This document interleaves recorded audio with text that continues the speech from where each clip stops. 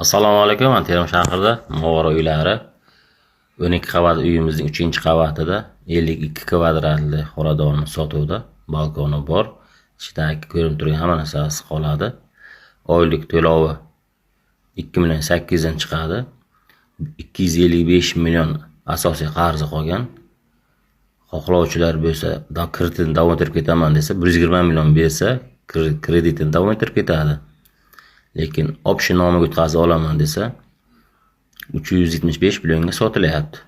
375 million bersangiz nomingizga o'tkazib berishadi. Uy 2 xonalik.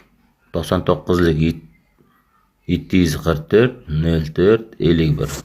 Aloqaga chiqaverasizlar.